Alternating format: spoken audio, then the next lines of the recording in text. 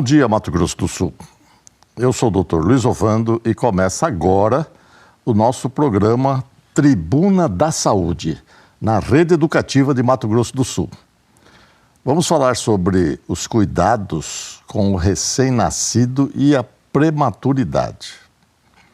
É claro que ao longo da nossa apresentação nós vamos destacar, conceituar, definir realmente o que é isso. Neonatologia, prematuridade, problemas, instabilidade funcional. A minha convidada hoje é a doutora Márcia Antunes. Ela é médica pediatra e neonatologista. Ela é formada pela Universidade Federal de Mato Grosso do Sul, pós-graduada em cuidados paliativos pediátricos pelo Sírio-Libanês em 2019. E atualmente ela é plantonista, visitadora das unidades de neonatais da Santa Casa de Campo Grande e Maternidade Cândido Mariano. Doutora Márcia, seja muito bem-vinda. Quero dizer para a senhora que é uma satisfação recebê-la e já agradecer a sua boa vontade e disposição em vir até o nosso programa e esclarecer. Esse programa ele visa exatamente popularizar o conhecimento médico, tornar acessível às pessoas que às vezes não entendem muito bem e não são obrigadas naturalmente a entender. Sim. Então eu agradeço a sua disposição para a gente esclarecer. Nós já vamos começar fazendo perguntas, nós temos participação da população. Mas antes dela perguntar, a senhora por gentileza pode se apresentar acrescentando alguma coisa a mais do ponto de vista curricular que por acaso a gente não tenha falado. Não, assim, eu fico muito agradecida dessa oportunidade porque realmente as pessoas precisam saber como a medicina e a neonatologia, que até que se considera um ramo, né, novo da medicina, as pessoas confundem, né? O que é o neonatologista, o que é uma unidade neonatal? Então, assim, essa é uma oportunidade ímpar de esclarecer isso à população. Muito bom, muito bem esclarecido. Vamos ver o que a Yasmin Dias, de 21 anos, ela tem em termos de questionamento. Doutor Luiz, meu nome é Yasmin e eu gostaria de saber qual a melhor forma de cuidar do umbigo do neném recém-nascido. Essa pergunta da Yasmin é interessante. Obrigado pela pergunta, Yasmin. Quer dizer, umbigo. E umbigo sempre foi problema na história, né, do nascimento. O pessoal fazia as coisas mais absurdas, né, doutor? Eu ouvi falar muito disso na época que eu era acadêmico e também recém-formado. A gente pegava tétano neonatal, porque as pessoas colocavam café. O café não dava tétano, o problema que dava tétano era exatamente excremento de animais, ou seja, de vaca, de cavalo, enfim, que para curar é absurdo. Ela está realmente preocupada porque deve ter dúvida ainda. O que a senhora orienta, Yasmin? Hoje a gente vê, né? Hoje a gente tem uma orientação, logo que o bebê nasce, ele vai para um alojamento, e o alojamento tem um suporte técnico que orienta essa família, essa mãe, ao cuidado do umbigo. O umbigo é o resquício do cordão umbilical, né? Aquele tecido, ele vai se desvitalizando, ele vai ficando mumificado para que em um momento vire só uma cicatriz. O cuidado dele é muito simples, né? É claro que a gente tem que manter uma vigilância, né? Porque geralmente a fralda fica por cima do umbiguinho e o ideal é que se mantenha limpo e seco. Dentro do hospital, é frequente a população ver as enfermeiras, o técnico de enfermagem, limpar com produtos tipo álcool 70, clorexidine, né, que já são produtos popularizados em qualquer farmácia, mas a recomendação hoje pela Sociedade Brasileira de Pediatria é que se mantenha limpo com água, sabão e seco, né? É claro que esse bebê ele vai ser avaliado numa sequência com o pediatra, né? A gente recomenda ali uma semana, 15 dias, né? Ou antes, se a mãe observar alguma situação desse umbigo. Um cheiro, né? Uma característica de secreção. Por quê? O umbigo também está colonizado pelas mesmas bactérias da pele do bebê. Então, assim, se esse cuidado tiver alguma falha, ele pode realmente se infectar e trazer uma situação de risco para o recém-nascido. mas o cuidado é simples. As mães ficam assustadas porque na hora que cai ele pode ter um sangramento. Esse sangramento, realmente esse residual, ele tem que ser limpo, né? Porque sangue é propício à contaminação. É um ambiente ali que não dói, porque tem gente que tem agonia, né? Eu tenho agonia de limpar. Não, limpe bem, deixa bem sequinho, né? A fralda por fora, e aí a gente consegue o processo de cicatrização desse umbigo aí com bastante sucesso. Muito bom. Yasmin, a doutora usou um termo aqui que eu não sei se você entendeu e a população entendeu.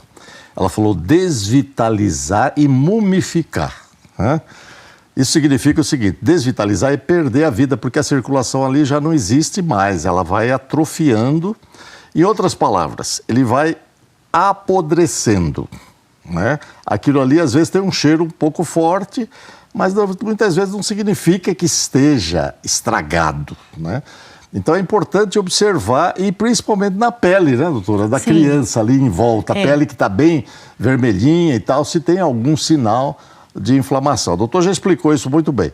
Então é importante esse cuidado que ela falou. É fundamental que se mantenha seco, lava com água, sabão, o banho natural da criança, coloca ali a gaze, enfim, enfaixa, não é assim que o pessoal faz? Não? O enfaixar, ele vai abafar esse umbigo, ele tem que estar sempre arejado para ele secar. Quer dizer que não põe nada em cima? Nada em cima. Não coloca nada, não coloca pomada, não coloca nenhuma situação... Clorixidine, não coloca álcool, não coloca bertiolato, não precisa nada. Porque em volta desse umbigo, desse tecido, né, dessa estrutura que ela está morrendo, vamos dizer mais claro, né? Ela está secando. Em exato. Volta dessa estrutura existe a pele do bebê, que essa pele não pode ser prejudicada. Então, assim, tudo que for agredir ali em volta, e é muito próximo o umbigo da pele do bebê, a gente tem que tomar um pouco de cuidado. Então, se limpar com cuidado. A gaze, ela é muito abrasiva, então tomar também cuidado de não passar com muito vigor ali, com muita força em volta, né? Porque o umbigo ele vai secando como se fosse do pezinho da estrutura até o que sobrou. Então, se a gente passar com muita força, com muito vigor, o cotonete, o algodão ou a própria gaze, vai machucar a pele ali em torno. Então, o ideal é sempre, com delicadeza, limpar, né, com sabão, deixar a fraldinha um pouco abaixo ali, não colocar nenhum produto, nenhum tecido, nenhuma cobertura sobre ele, porque na hora que ele vai morrendo, ele vai soltando, ele vai podendo até criar uma secreção, né? Então, a gente tem que deixar o máximo seco possível, para que ele consiga cair de uma maneira adequada. Doutora, nós recebemos uma pergunta aqui pelo WhatsApp, e é interessante. É dúvida da Andressa, é a mãe. Eu tenho um bebê de 20 dias, meu bebê tem cólica e chora muito. O umbigo sempre sangra. 20 dias já. Estou preocupada. É bom levá-lo ao médico? Aqui, normalmente, 20 dias já tem que ter caído esse... Sim. Então, o que a Andressa aqui tem que fazer? Quando cai, assim, com 20 dias, o bebê não está bem exatamente na faixa da cólica. Então, a gente tem um bebê de cólica, para caracterizar a cólica, a gente tem critérios. Um bebê mais ou menos de 2 a 3 meses, com 3 crises de choro intensa, no mínimo 3 vezes na semana, é meio que a regra do 3, né? Com mais de 3 horas de duração de choro. Então, assim, com 20 dias, tem que avaliar esse bebê, né? Ele ainda está na faixa etária do recém-nascido, a gente tem que ver se esse bebê ele está mamando adequadamente, se ele tem uma outra situação que possa levar a um choro excessivo. Esse sangramento que ela diz aqui seria por causa do choro? Aumento da pressão? Sim, o sangramento sim. Se o bebê chora muito, ele pode ter um aumento de pressão, o coto vai sangrar em quase todos os bebês, mas é controlado, é pouco, é residual, é um pouquinho só. Porque ali existiam vasos que ligavam o bebê à placenta da mãe, né? E esses vasos, quando cai o coto, quando seca aquilo e cai, fica ainda aquele residualzinho, aquele sanguinho ali que a gente tem que continuar limpando, continuar tirando. Mas não é o sangue que leva o bebê a chorar e o choro deste bebê pode estar ajudando a sangrar um pouquinho mais. Sangrar um pouco mais. Né? Realmente, acho que ele deveria ser avaliado para ela ser orientada de uma maneira mais adequada. É interessante, Andressa, que você, se caso não melhorar, você leve seu filho ou filha para ser avaliado pelo médico. Nós temos ainda 2 minutos, doutora, e nós não falamos sobre o que é neonatologia. O primeiro bloco vai terminar daqui a pouco. Eu gostaria que a senhora comentasse o que é neonatologia e o que é prematuridade. A neonatologia é a unidade de terapia intensiva para o bebê, o recém-nascido, que é classificado até 28 dias. Em geral, eles chegam ao nascimento ou nas primeiras horas de vida ou os primeiros dias de vida. É difícil a gente receber bebê muito... Tem alguma relação antes do parto? Porque parece que começa antes, sim, né? Sim. Quando a gente tem uma gestante que já está em trabalho de parto prematuro ou o bebê tem alguma situação, a UTI neonatal já é acionada. Porque o ideal é que esse bebê nasça com uma equipe especializada dentro da sala de parto e siga para a UTI neonatal, nas condições de transporte adequado. Isso tem todo um protocolo até esse bebê chegar da sala de parto até a nossa unidade, para que ele não tenha piora na evolução clínica dele. Então, neonatologia, na verdade, é a especialidade que cuida do neném um pouquinho antes do nascimento, até 28 dias. Sim. E tem a finalidade de colocá-lo em condições plenas, Sim. de aceitar a mudança do ambiente uterino para o externo. Sim. É basicamente isso. E a prematuridade, o que é? A prematuridade, a Organização Mundial de Saúde considera o quê? Bebê prematuro? Aquele que nasce antes de 27 semanas. Entendi. E aí, dentro dessa classificação, a gente tem várias descrições do bebê. Muito prematuro, extremo, microprematuro. Então, mas uma classificação mais conceitualmente... médica, técnica. Mas o pessoal diz que o tempo de gestação é de 36 a 39 semanas. E que se nasce antes disso, é prematuro. Sim. Mas não preocupa. Depende. Tá certo. Nós vamos por um breve intervalo e já voltamos para conversar sobre o que é feito normalmente nas unidades de neonatologia, que a doutora explicou aqui, mas principalmente nas UTIs neonatais. Não saia daí, nós já voltamos.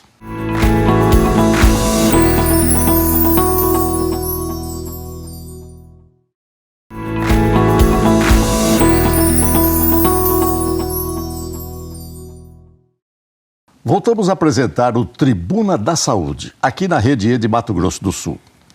Acompanhe ao vivo pelo portal da Rede E e participe, mandando sua sugestão para o WhatsApp 998321122. Aqui do estúdio, hoje, nós estamos com a doutora Márcia Antunes, que é médica, pediatra, neonatologista. E o nosso assunto são cuidados com o recém-nascido e prematuridade. Mas antes de perguntar à doutora Márcia, eu quero aqui aproveitar a oportunidade e agradecer ao Cícero de Souza, aqui de Campo Grande, que é nosso ouvinte, participante e que parabeniza o programa pela sua atuação e esclarecimento à população.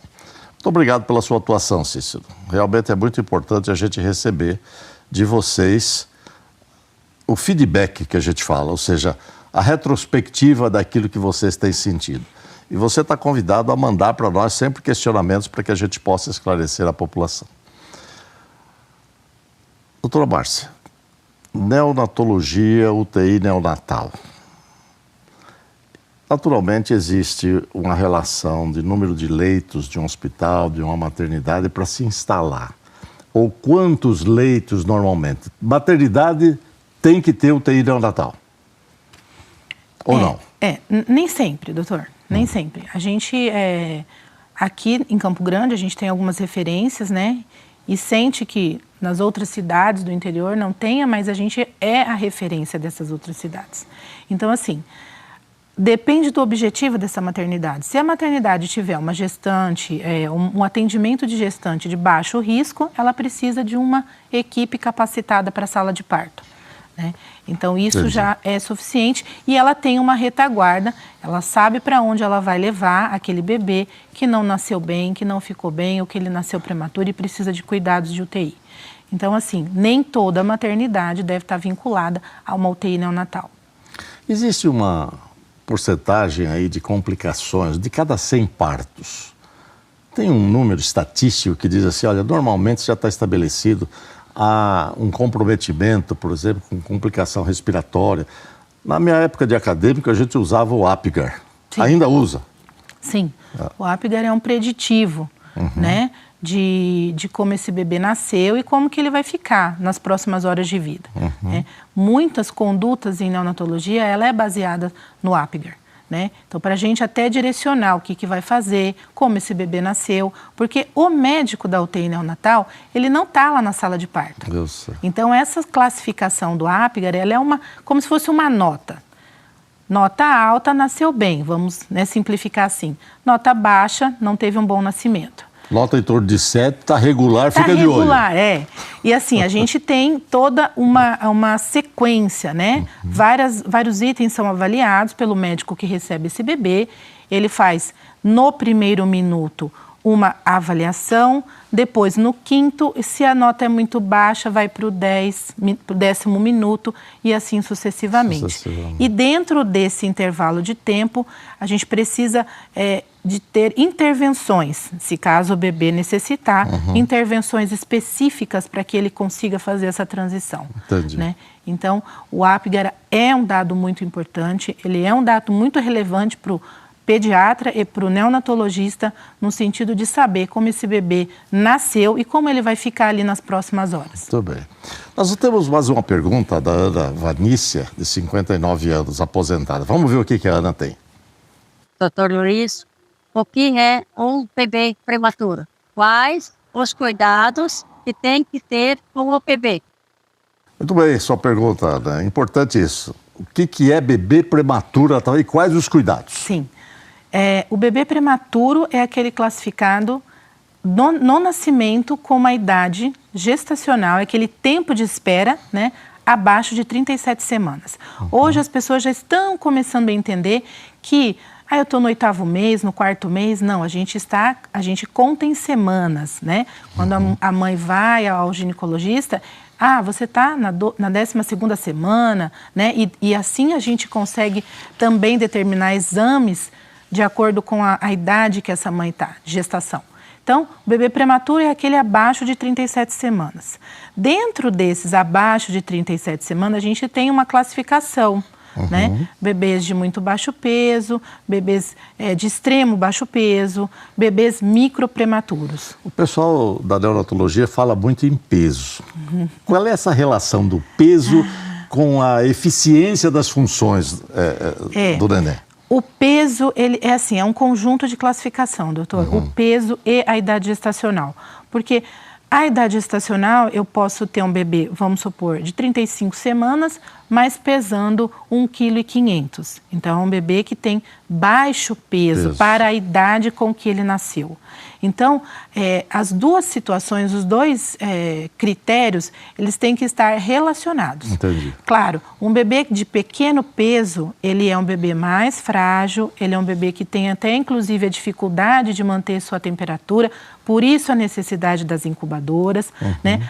Algumas famílias acham que a incubadora vai continuar o desenvolvimento do bebê, mas não é. Ela é exclusiva para manter o aquecimento, porque esses bebês não conseguem se manter aquecidos. Entendi. O peso é importante na determinação da temperatura. Sim. E a Ana pergunta assim, quais os cuidados que a gente tem que ter? Então, depende de quão prematuro esse bebê é. Entendi. Né? O bebê que é um pouco prematuro, entre 34 e 36 semanas, que a gente chama de tardio, ele é um bebê que já tem uma autonomia respiratória, ele já provavelmente consegue respirar bem, né? Ele já consegue receber uma alimentação ali nas primeiras horas de vida, diferente de um bebê muito prematuro. Os muito prematuros, quem é a nossa preocupação maior?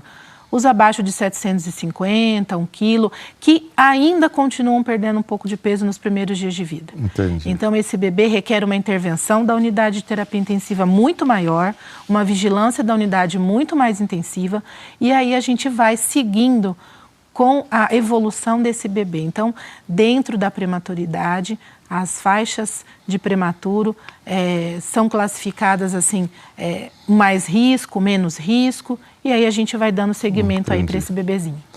Você viu aí, Ana? Quanto mais peso, mais tempo de gestação, menos problema. Quanto menos peso, menor tempo de gestação, mais problemas. E o cuidado, naturalmente, será estabelecido pela necessidade da criança. E claro que o neonatologista, o médico especializado nisso, ele vai orientar, e muitas vezes a criança fica 2, 3 meses dentro da unidade para adquirir peso e, consequentemente, equilibrar as duas funções vitais, né, que são principalmente a respiração e o sistema cardiovascular. Doutora, tem muita coisa para a gente falar sobre isso, mas eu quero aproveitar o seguinte: por que as crianças nascem prematuras e o que tem em termos estatísticos disso? A principal causa é a infecção materna, né? Vamos dizer, 95% da prematuridade é por infecção materna. Claro, algumas doenças pertinentes ao bebê também podem justificar um nascimento prematuro, né? Malformações, né? Restrições, enfim, alguma situação ao feto, mas a principal causa é a infecção materna. E isso está relacionado ao cuidado do pré-natal. O pré-natal bem feito nos traz uma gestação mais adequada, mais acompanhada de uma maneira melhor e com a possibilidade desse bebê nascer melhor, bem, num tempo certo, com o peso certo, né? Com os cuidados que a mãe recebe, reflete no bebê. Entendi. Nós temos uma pergunta aqui da Maria Helena, que é uma mãe que ela está preocupada. Ela diz assim: tem um bebê prematuro, nasceu com 36 semanas, quase a termo, né? E 5 dias, 36 semanas e 5 dias. Ele é saudável. Já tem 4 meses de nascido. Ele pode ter algum problema durante a vida por ser prematuro? Ela já está querendo fazer aqui uma profecia lá na frente, né? Assim, isso é muito pertinente a todas as mães, né? A preocupação materna com a evolução, ela consegue acompanhar esse bebê no pediatra. Por quê? Todo bebê, e isso é importante, não só os prematuros, mas todo bebê, ele deve ter o acompanhamento mensal até chegar a 12 meses de vida. Então, 12 meses, até completar um aninho, né? E aí a gente vai vendo durante esse acompanhamento médico com o pediatra, e aqui é importante dizer com o pediatra, porque como a gente tem uma falta de médicos, né, ou uma dificuldade de agendamento, a gente acaba passando por colegas com experiência em crianças, mas é importante que seja o médico pediatra. Enfim, ele faz essa avaliação, acompanha esse bebê no segmento não só de ganho de peso, nutricional, vacinal, mas enfim, do segmento neuropsicomotor. Esse bebê está se desenvolvendo, ele está tendo os marcos do desenvolvimento que ele tem que ter na faixa etária que eu estou avaliando. Então, assim, esse acompanhar de maneira constante as crianças junto com o pediatra é muito importante. Tendo alguma dificuldade, tendo alguma situação, a gente consegue fazer o diagnóstico precoce e atuar de maneira mais específica, melhorando assim aquilo que está em preocupação no momento da consulta. Geralmente as mães ficam muito preocupadas, né, devido... Claro, as informações elas são importantes, mas às vezes existe até um certo terrorismo, né, em termos de informação. E no caso aqui, essa criança, ela diz, é saudável, é importante que acompanhe, conforme a doutora disse. A doutora Márcia chamou a atenção para o fato de estar sempre junto com o pediatra. Mas às vezes existem lugares, né, como o médico tem experiência, porque trata a criança, ele não é um pediatra, e naturalmente ele já adquiriu isso em cidades do interior, né? E aqui é interessante a gente colocar isso, Márcia, não contrariando naturalmente a sua orientação. Você está em cidade grande, cidade que tem pediatra, que tem um serviço de atendimento, em todas as faixas das especialidades médicas. Mas às vezes você está numa cidade que só tem um médico, ele tem alguma experiência, ele tem condição de detectar isso que a doutora está falando, seja as alterações neuromusculares, fundamentais, inclusive cognitivas daquela criança, o desenvolvimento, né? E você deve levar essa criança, se você estiver nessas cidades, ao médico da cidade, para que verdadeiramente ele possa acompanhar. Doutor, nós estamos chegando ao fim. Quero aqui aproveitar e agradecer a senhora, a sua disposição em vir até aqui. Nós vamos convidá-la em outra oportunidade para falar mais, porque tem várias outras um assunto questões, tem muita coisa, né? E para nós é realmente fundamental levar à população esclarecimentos que muitas vezes ficam na dúvida, ficam nas crendices. Né? O nascimento tem muita crendice, né? E aqui apenas, antes da gente terminar, eu me lembro, quando eu terminei o curso, eu fui para uma cidade que só tinha eu de médico, né? E a gente fazia tudo, inclusive cuidar de criança. E era um calor brabo, né? E chegavam as avós, com as crianças chorando, tudo enrolado em cobertor. O que a gente fazia? Tinha uma enfermeira, na verdade era uma técnica, né? Tira o cobertor, dá banho na criança. Tirava o cobertor, dava banho na criança, a criança já vinha dormindo. O problema era o calor que acontecia. E além disso, chegavam e queriam, inclusive, cortar a língua da criança. Mas o nosso tempo chegou ao fim, né? Eu quero dizer para você, além de agradecer mais uma vez a doutora, seguir as nossas redes sociais, @Dr. Luiz Ovando, e vejo você no nosso próximo programa. Até lá.